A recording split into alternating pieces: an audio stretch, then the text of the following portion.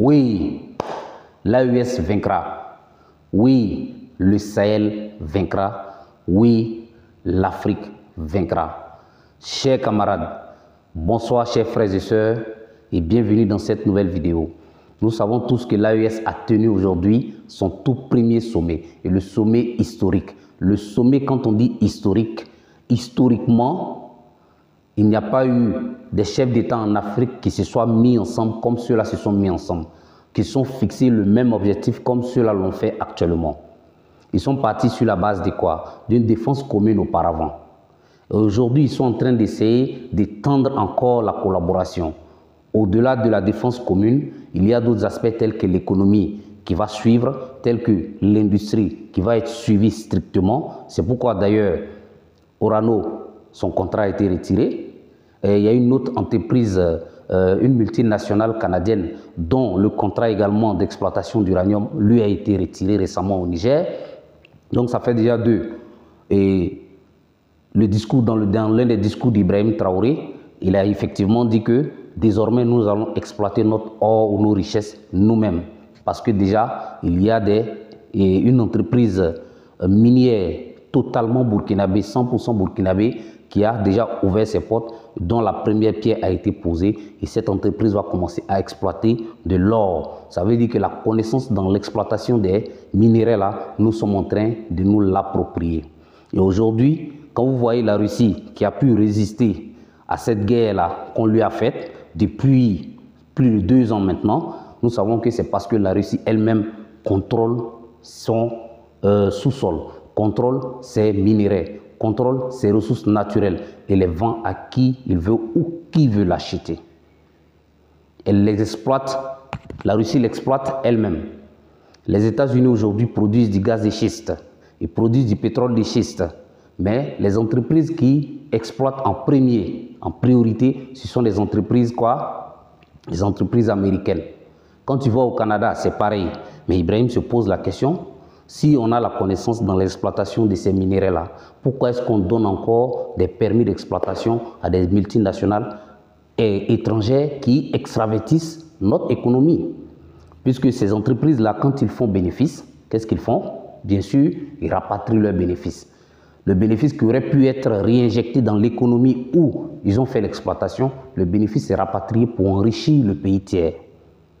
Vous comprenez un peu cela? Et donc, Ibrahim Traoré dit que désormais, nous allons exploiter nous-mêmes notre or et que le processus a déjà commencé. Nous allons l'exploiter et les entités multinationales qui l'exploitent déjà, eux, quand ils vont exploiter, on ne partira plus pour aller raffiner ailleurs parce que la raffinerie sera présente. Même les déchets provenant des exploitations minières qu'on appelait charbon fin, on a connu l'histoire du charbon fin au Burkina Faso où ça a créé des problèmes, des polémiques judiciaires jusqu'à ce qu'on crée une unité de traitement des déchets provenant des industries minières désormais au Burkina Faso. Chose qui n'était pas le cas avant où il fallait faire exporter ces déchets-là pour aller les traiter. Et donc les gars, de façon malicieuse, mettaient dedans, dans ces déchets-là, de l'or et d'autres minéraux. Et quand ils sortent pour aller traiter, eh bien, ils soustraient ces minéraux-là et puis ça devient leur propriété. Désormais, tout ça c'est fini. Les quantités exportées qu'on ne sait pas c'est combien, tout ça c'est fini. Et l'AES se consolide à partir de la défense mutuelle.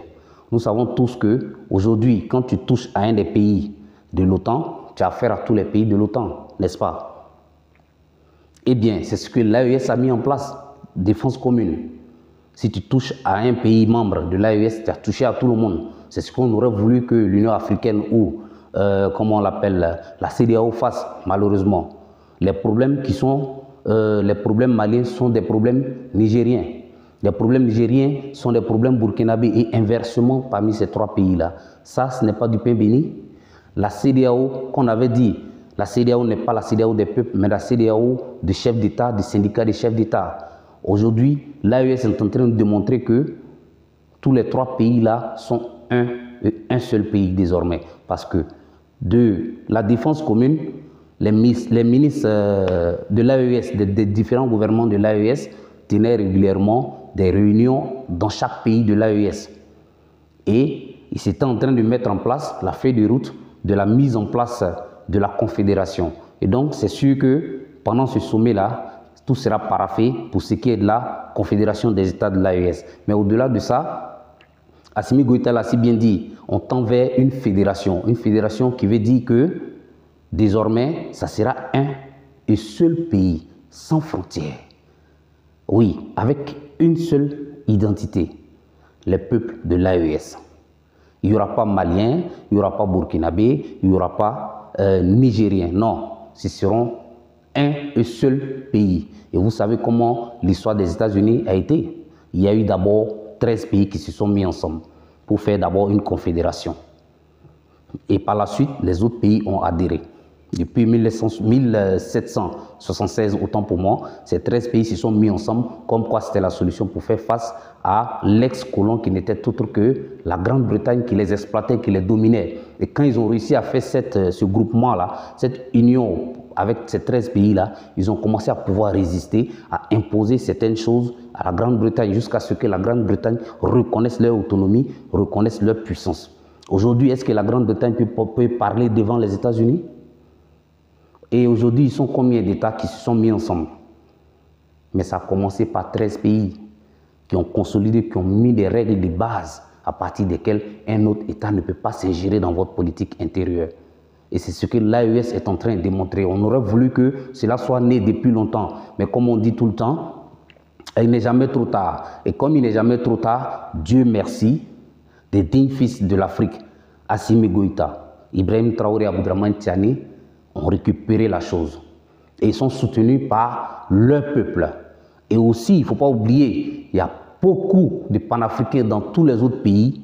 Sur les réseaux sociaux, nous les voyons, nous voyons leurs réactions, qui sont pour l'AES et qui soutiennent fortement l'AES. Et l'initiative entreprise par l'AES là est saluée à travers le monde, partout à travers le monde, même chez les Blancs, même en Europe, c'est salué. Ce n'est que nous seuls Africains, qui sommes contre. En tout cas, je ne dirais pas tous, mais des Burkinabés, des Maliens, des Nigériens qui sont contre la démarche que leurs autorités, nouvelles autorités, ont entreprise aujourd'hui là. Malheureusement pour eux, on dit le chien aboie et puis la caravane passe. Aujourd'hui, l'AES est en train de témoigner que nous pouvons nous en sortir, même sans les autres. Parce que le financement, tous les projets que l'AES compte mettre en place, compte dérouler là, 5 francs ne doit pas venir d'ailleurs. Abdoulaye Diop l'a si bien dit clairement. Le sort de l'AES ne sera pas décidé à Paris ou à Washington. Le sort de l'AES sera décidé sur le territoire de l'AES et par les dirigeants de l'AES entourés de leur population. Eh bien, c'est ce qui est en train de se faire. Les financements pour le fonctionnement de l'AES, on n'en a pas besoin que ça vienne d'ailleurs, que ce soit la Chine, la Russie ou autre, tout ce que vous voulez. N'en parlons pas de l'Union européenne et des États-Unis. Non, on n'en veut pas. Non, pour notre fonctionnement, nous allons nous débrouiller. Les projets que nous pouvons soutenir, nous allons les soutenir. Les projets que nous ne pouvons pas soutenir, nous n'allons pas nous oser aller là-dessus. Et petit à petit, nous allons y arriver.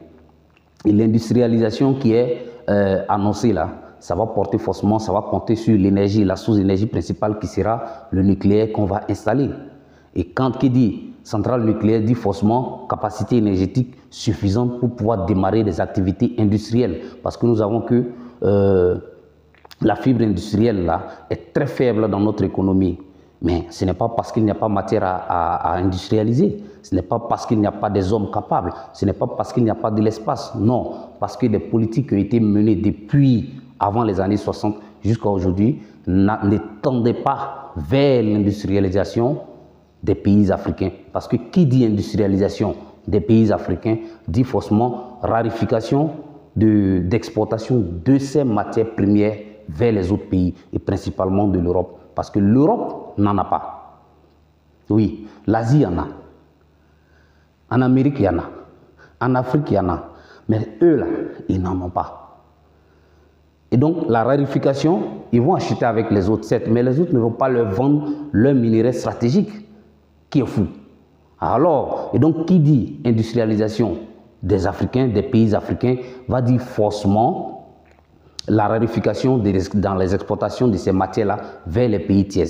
Et donc, pourtant, nous savons tous que nous avons les sommets Chine-Afrique, Arabie Saoudite-Afrique, Turquie-Afrique, Corée du Sud récemment, Afrique, États-Unis, Afrique, Tétati, Afrique, Tatata, Afrique, Nanani, Nanana, tout ce que vous voulez. Mais tous ceux-là, quand ils couvraient l'Afrique là, qu'est-ce qu'ils veulent? Qu'est-ce qu'ils veulent en réalité? C'est qu'ils n'ont pas. Parce que ce qu'ils ont là, ils ne viennent pas chez nous pour chercher. Mais ce qu'ils n'ont pas, mais ils sont sous-entendus être des puissances, n'est-ce pas? Mais pourquoi ils tous courent vers nous? Et qu'est-ce que nous faisons à notre niveau? Pas pour nous barricader, non. Pas pour nous isoler, non. Mais pour mieux protéger nos intérêts, pour mieux protéger nos ressources, de sorte à ce que ce soit profitable à des générations à venir. Avec l'explosion démographique qui va venir sans doute, où nous serons autour de 3 milliards dans 25 à 50 ans. Mais cette jeunesse-là, si on ne crée pas les intérêts favorables pour la création de richesses et d'emplois, qu'est-ce qu'elle deviendra cette jeunesse-là? Abdoulaye Diop l'a si bien dit, c'est une richesse incommensurable parce que les autres peuples la vieillissent.